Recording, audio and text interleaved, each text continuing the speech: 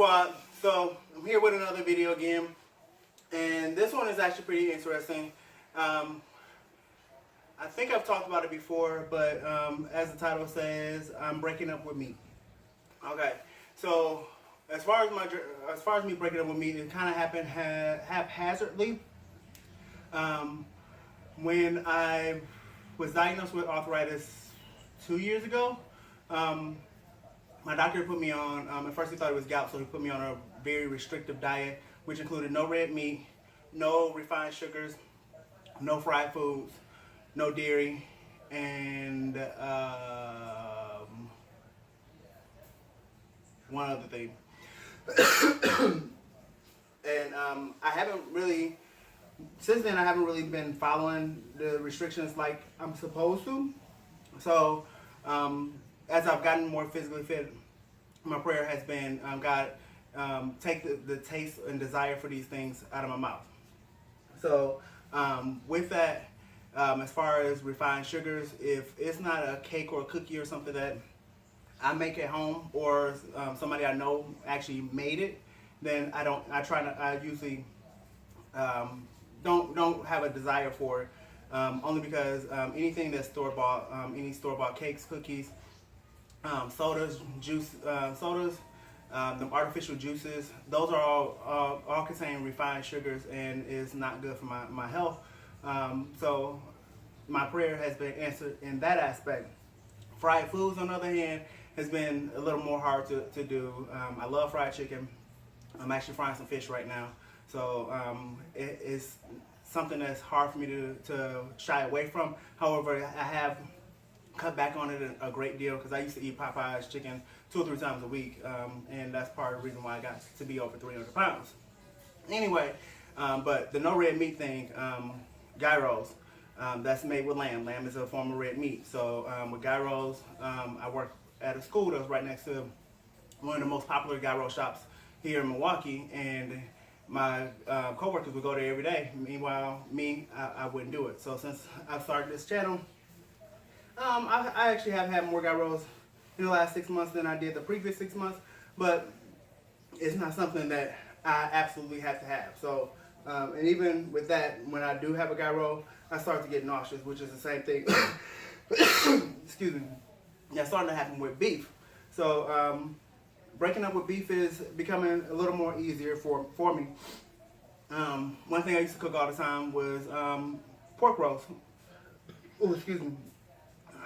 I just finished a run, so still trying to catch my breath, and you know, my body is reacting to that, whatever. So forgive me. But one thing I used to cook all the time was pot roast, and that's usually because a roast and potatoes was pretty cheap to come by in some of our neighborhood stores. I would throw it in a crock pot or on the stove and let it cook down for a couple hours, and then I could stretch it out for 2 or 3 days. So there used to be something that was a main staple in my house. Now, not so much. I haven't had a pot roast. I think I may have had one this year, and most of that I didn't eat myself. I gave it away to coworkers and my mom. But recently, I've noticed that when I eat hamburgers, it could be a good hamburger, it could be something I made at home, or it could be something from a nice restaurant or whatever. But it started to make me sick. Now when I eat a hamburger, it actually makes me very nauseous. So that's making it easier for me to say no beef. In fact, I was at the store today, and they had some really nice cuts of beef, some beef steaks, oxtails. Actually, this store we went to, they had every part of the beef, every part of the cow, including the heart and the liver and the tripe, whatever that is. But I had no desire to purchase any beef. And don't get me wrong, I do like a nice juicy steak every once in a while. In fact, I usually typically have one for my birthday. But I don't know what I'm going to be doing for my next birthday. So since beef is starting to make me sick. So that's my breakup with beef. Now, my breakup with pork, again, it happened kind of haphazardly. About 5 years ago, I started having some symptoms that I didn't know what they were what it was is that it seemed like every night, just before bed, I would break out in these hives, and I would have this itchiness all over my body, especially my legs, and it would go on for a long time. And most nights it wouldn't go away until I actually said, "Forget it," and just jumped up and got in the shower. I'm one that used to take a shower in the morning instead of in the evening, but when that started, I would sometimes it'd be in the middle of the day, and I would have to go take a shower just to get the itchiness off. So I contributed, at the time, I thought it was a chemical imbalance in my diet, because I am a huge soda drinker. So I thought maybe I was drinking too much soda, so I cut back on soda. And then when that didn't work, I changed my body wash. That didn't work, I changed my laundry soap. And I went around in these circles several times. And then earlier last year, I had a really bad reaction that was contributed to the laundry soap, and it seemed to have never went away after that. So it got progressively worse.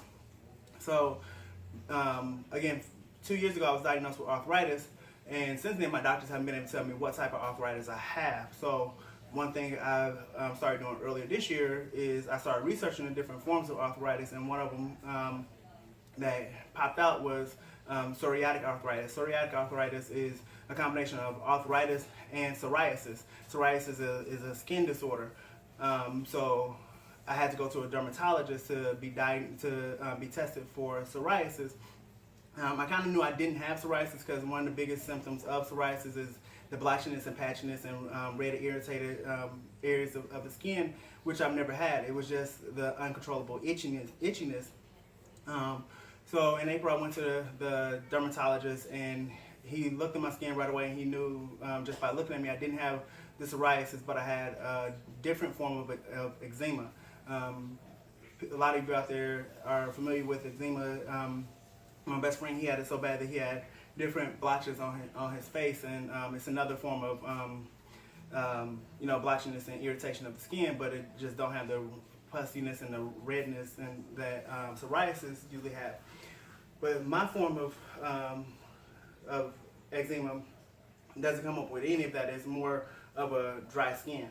So what he told me to do is not to use body wash, not to use bath towels or loofahs or sponges or anything like that. I had to get bar soap, Dove in particular. Dove is not sponsoring this video, just want to put that out there.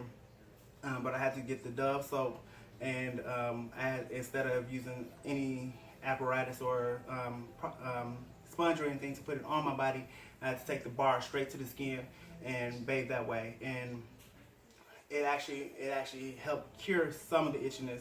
But when I went back to him on my 1 month follow-up, he saw a huge improvement in my skin in just that short amount of time. But the sporadic itchiness was still there, and so he challenged me to take note of my diet. So one thing I noticed is that prior to him telling me to do that, I was my breakfast usually consisted of 2 to 4 pork sausages every morning with a couple eggs and a couple pieces of toasted bread or English muffin or something like that. And sometimes I would forego the bread and break it all up and make a breakfast bowl with some potatoes, onions, peppers, and things like that. So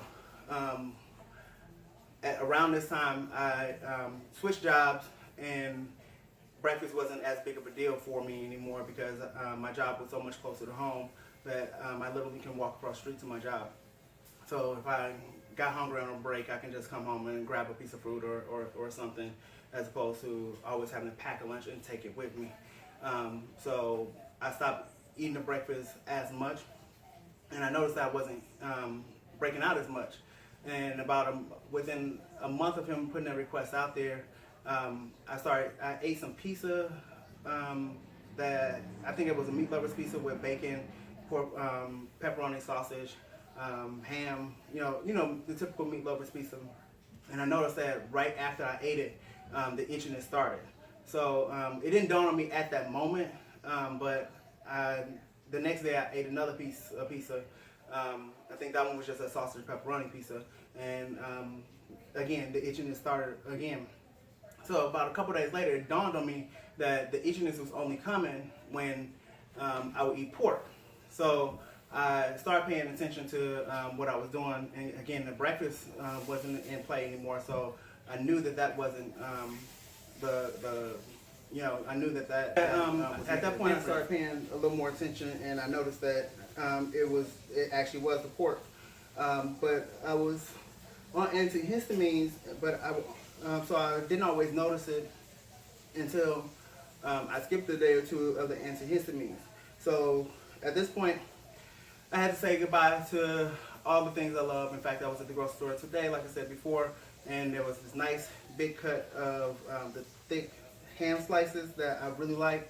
And usually I take that and cut it up into like 6 or 8 pieces and use it as for breakfast sandwiches or ham and cheese sandwiches over a couple days. But I picked it up, put it right back down because I just rather not deal with the complications from having something that I know I'm not supposed to have. So again, the allergy to pork is making it easier to break up. So I've had to say goodbye to the pork sausage. No more meat lovers pizza, which is one of my favorites. No more sausage and pepperoni. No more bacon, as much as I love bacon. So now I'm more into turkey bacon. So yeah, at this point I've said goodbye to beef and pork, and honestly, chicken and turkey and other forms of meat are not too far behind.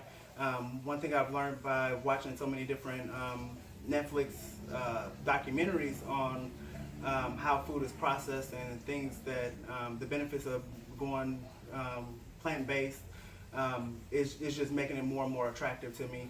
And like I said, I went to the grocery store today and I walked out with more fruits and vegetables than anything. I bought some buffalo fish and some catfish and 2 chicken breasts. That was the only meat I bought today. And in fact, instead of getting more meat, what I did is I bought some portobello mushrooms, which is a good meat substitute. And I plan on having stuffed mushrooms this week. So I'll have to do a video and show you guys how that turned out. Anyway, I'm gonna also list the videos down below that I've watched on Netflix that has helped motivate me to go plant-based. I just found a new guy last night on YouTube that has been around for quite a while, but I just ran across him. He's very motivational. Go check him out. His name is KC, and his channel is Vegan Health TV. So I'm following him on YouTube as well as Instagram, so definitely check him out. He's very motivational. There's a couple other guys I follow on Instagram that has been helping motivate me towards the vegan lifestyle. So I'll put their information down below too, because I definitely believe that they will motivate you guys as well. But some of the videos I've watched on YouTube that has been motivational to me is Fat, Sick, Nearly Dead, Fat, Sick, Nearly Dead 2.